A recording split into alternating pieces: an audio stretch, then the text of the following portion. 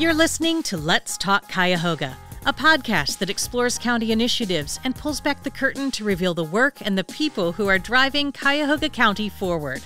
This month, we ask the question, how is Cuyahoga County preparing to help its residents who are facing the end of emergency allotments for their SNAP benefits? I'm Dawn Calavini from the Communications Department. The Supplemental Nutrition Assistance Program, or SNAP, provides money to qualifying households to put food on the table and help address food insecurity. Since March of 2020, Ohio's been providing additional benefits for individuals and families enrolled in SNAP. These emergency allotments provided a second payment each month to help residents during the economic uncertainty created by the pandemic. The extra benefits have also helped people deal with rising food costs due to inflation. But in December, Congress passed a spending bill for 2023 that eliminated the emergency allotments. So beginning in March, SNAP households receive only their standard SNAP benefit. Now faced with a drastic change in the amount of money coming in for food, residents like Brittany Robinson say it's going to be a struggle. That's another barrier and stressor right now because it's like, okay, well, I was up to date, okay, with the food stamps I get now with me and my daughter. Literally every month without fail. And I don't want to say it's at a certain time because I get mine in the middle of the month. So for me, I run out in the beginning of the month. Because some people, it's always, the first of the month is when they get all their stuff and they struggle at the end of the month. Well, I struggle at the beginning of the month because every time when I get my food stamps on the 16th, they're pretty much gone by the first of the month, the following month. I'm always out of food stamps like 2 weeks, about 2 weeks before I get them again. And so having that second check. And even with the second one, I was still out, Right. Literally. Knowing that those emergency allotments are coming to an end, have you been trying to think of other things that you'll need to do or resources to access, through the Greater Cleveland Food Bank? Yeah. Yep. Yes. Yep. So I even told myself, I was like, well, no, I got to get back into, because it's been so much of a help. And because I don't have a source of income for cash, I go to places like the Cleveland Food Bank, where they say, oh, you need some shoes for your kids? What size? Yeah. And I take advantage of it in a good way, not in, oh, my kid has 10 pairs of shoes at home. Yeah, oh, you're giving me a free pair of shoes? Yeah, give them to me. No, if my kid don't need it, they don't need it. Give it to somebody else who needs it. Brittany has 3 children in her household and also provides food for her parents who don't qualify for SNAP benefits. Literally, when we do our budget as a family, me and my mom and stuff, we literally add everything up, and it's every month it's negative $1,000-something every month, no matter what. Because when you put every single bill that you got in there, whether it's a car payment, whether it's a phone bill or things like that, everything comes out to be negative at the end of the month. Even that little extra $100 or $95 a month does it make a difference in some people? No. But does it make a difference in other people? Yes. I just feel like sometimes people that are trying aren't getting anywhere and they're still struggling. It's definitely going to be a game changer when we don't get extra. But I was still getting by a little bit without it before, so. Yeah. I definitely see how on the other end it's like, okay, well, these were extras, that you didn't get before. Yeah. And so it is just, to me, just a blessing, you know what I mean? But it still doesn't change the fact that it's going to make people struggle. Thanks so much to Brittany Robinson for sharing her story with us. Next, we'll speak with the administrator of Cuyahoga County Department of Job and Family Services and the president of the Center for Community Solutions about why SNAP benefits are changing and how that's going to impact Cuyahoga County.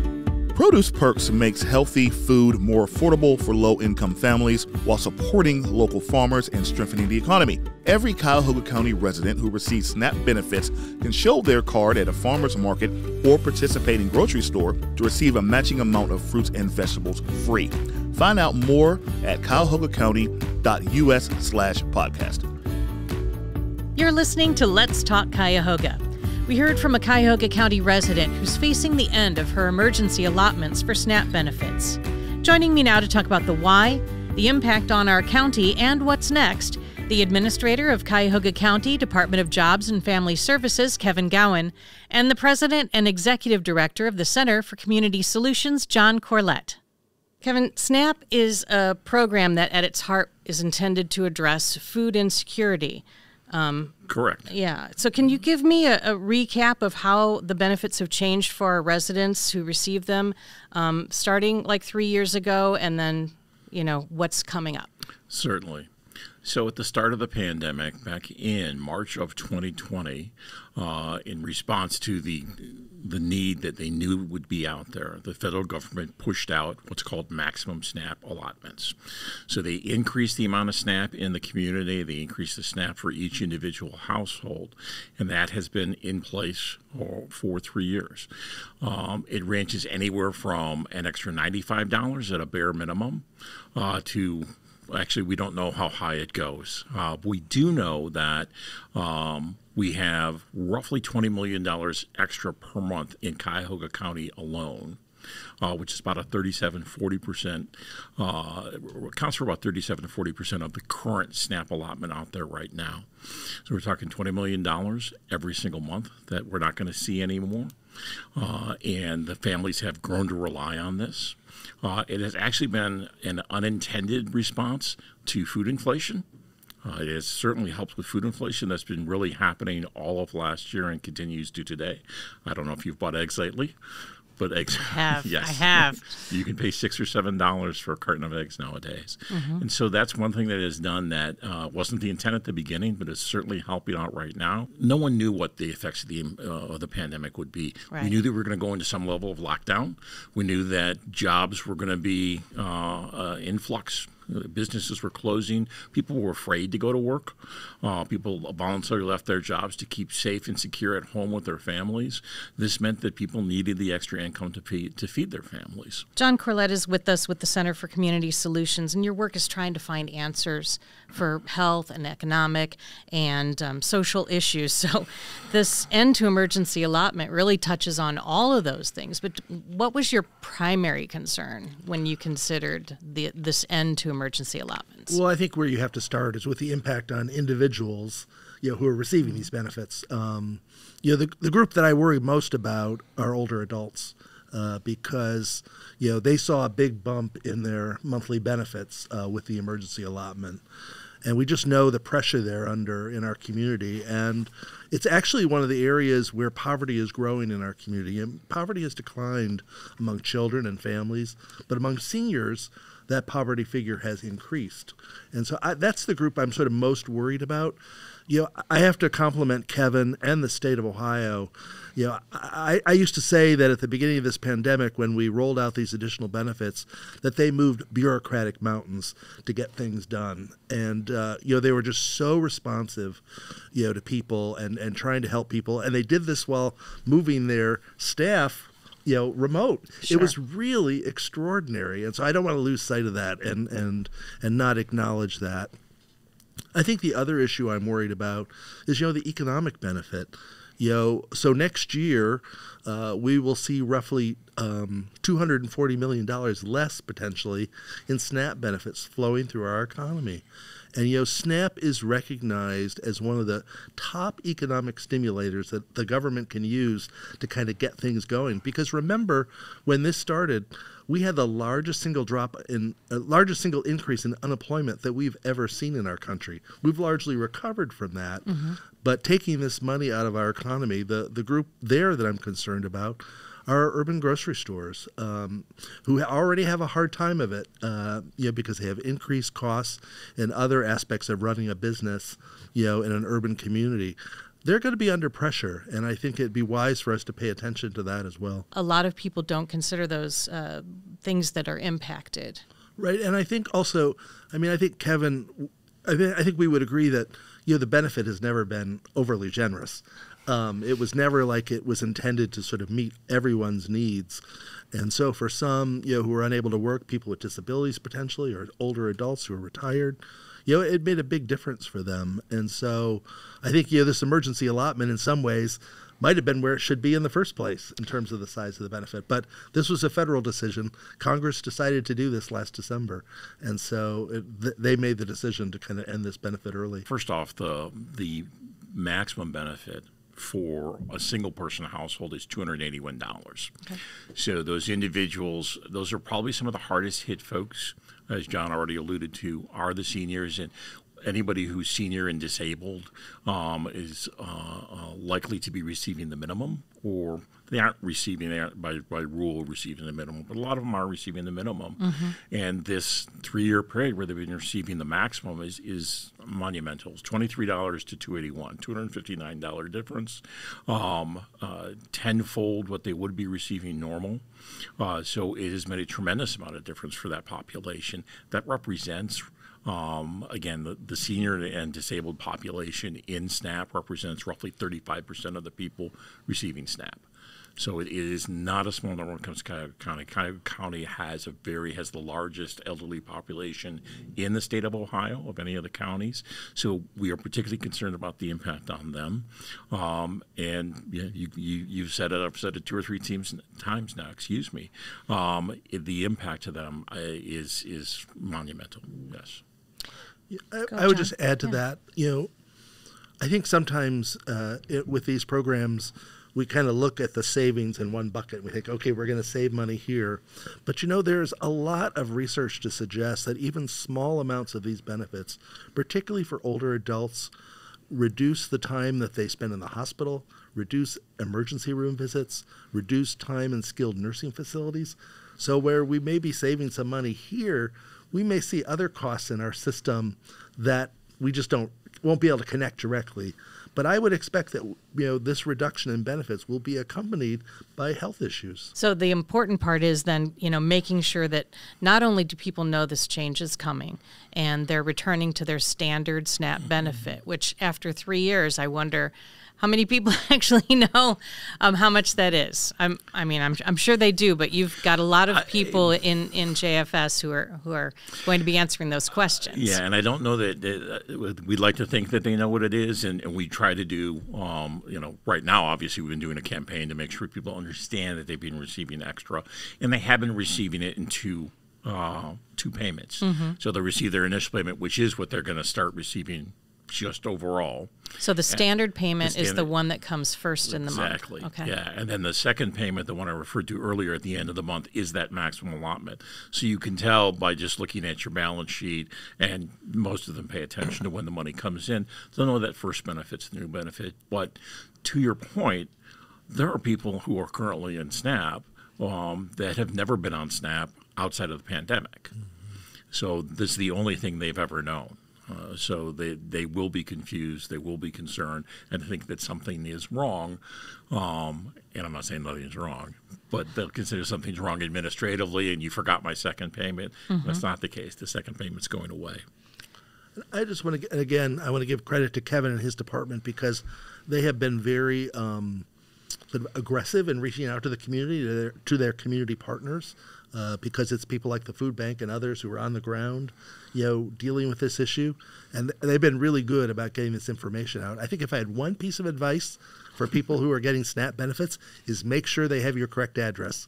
That is the biggest issue we have sometimes is just not being able to reach people. And we know people tend to move a lot.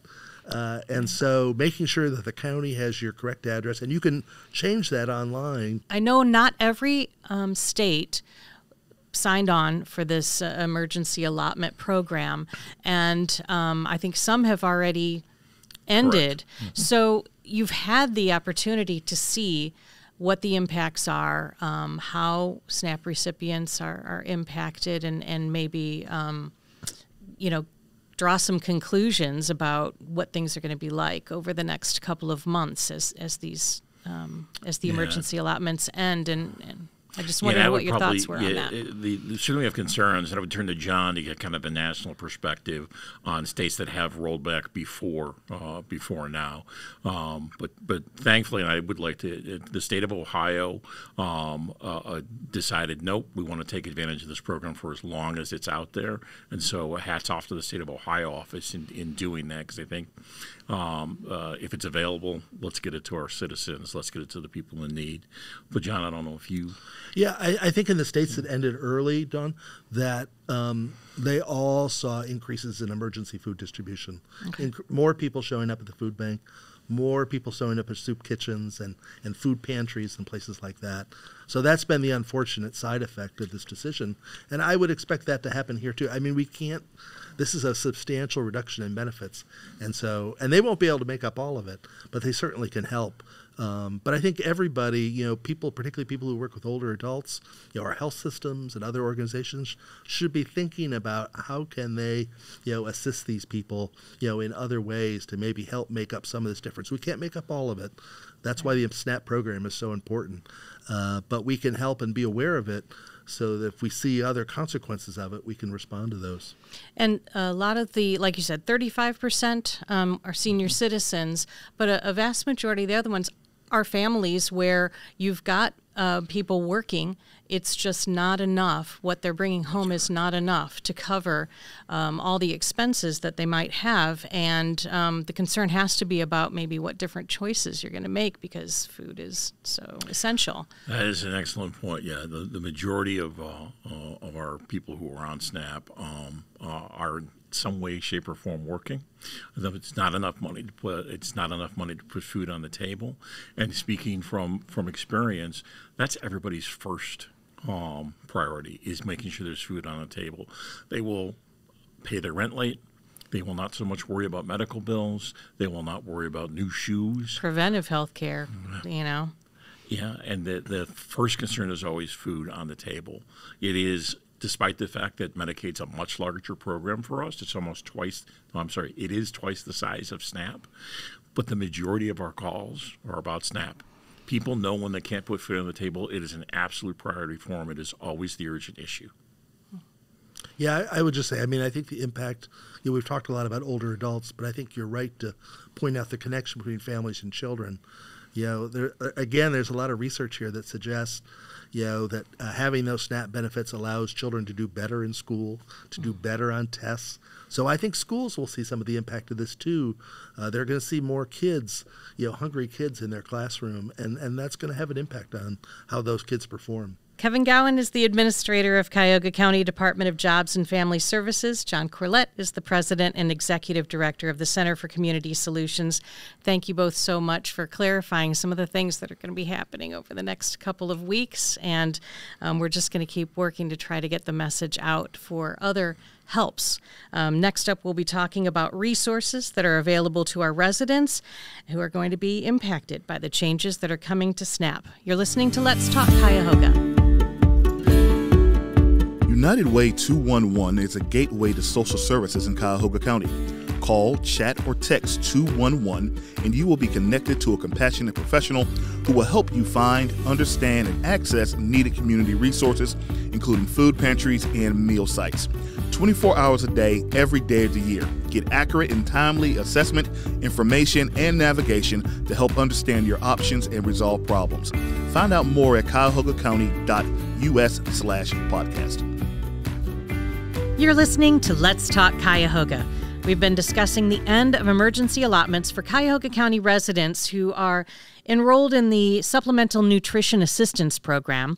Joining me now to talk about other resources that are available is the Vice President of Client Services for the Greater Cleveland Food Bank, Tiffany Scruggs.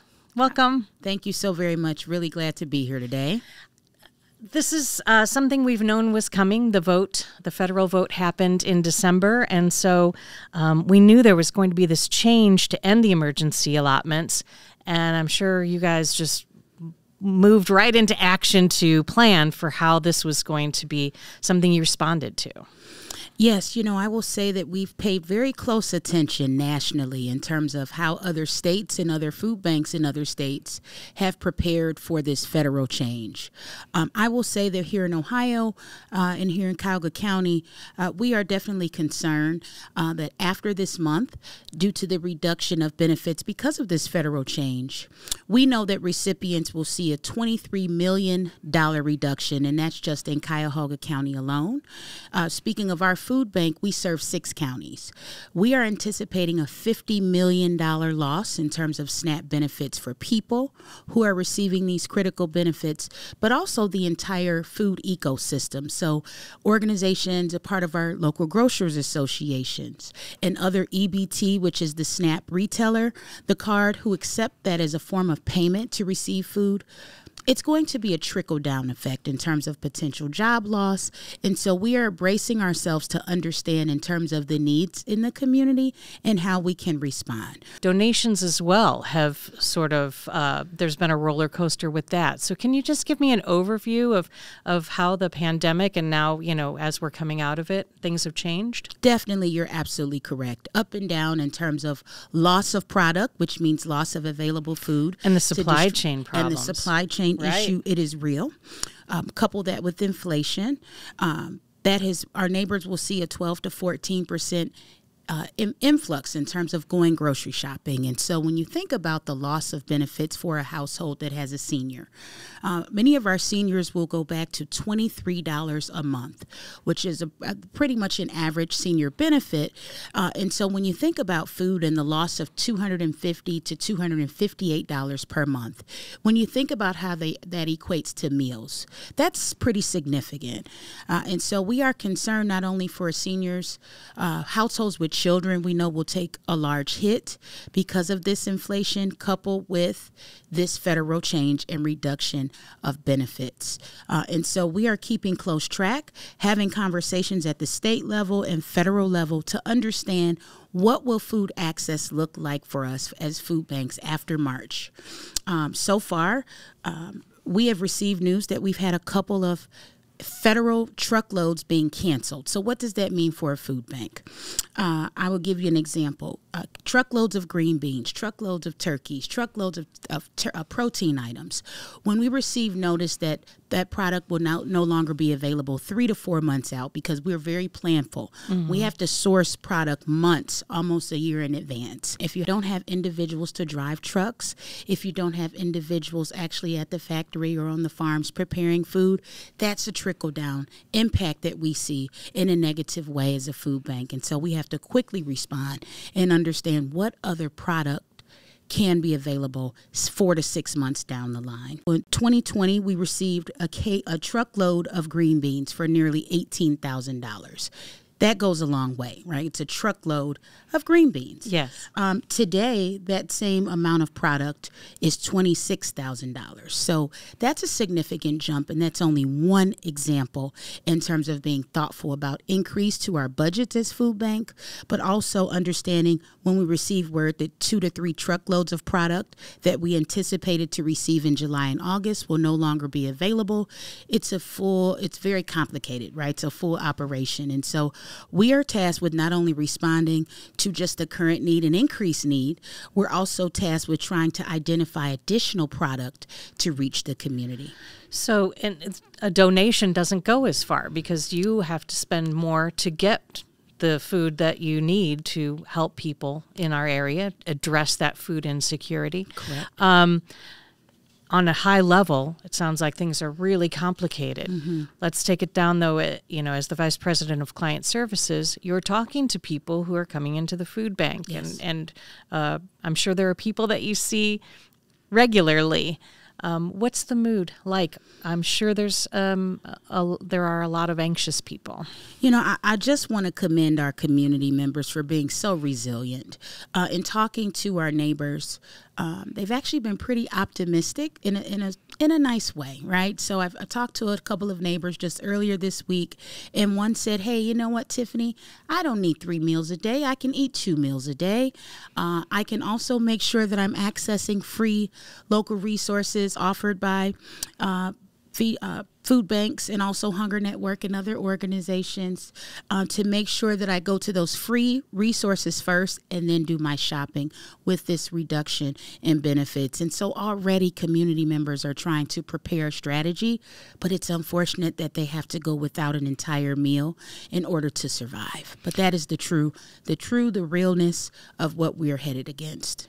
And so let's talk about the Help Center, because not only, is there food being given, but also help with budget. What other kinds of things do they do at the Help Center? Sure. So actually our Help Center is known for having two components. It's a call center where we provide over the phone access to those free resources and being thoughtful about addressing food insecurity. So we define food insecurity as not knowing where your next meal will come from. And so for us, that's a concern, right?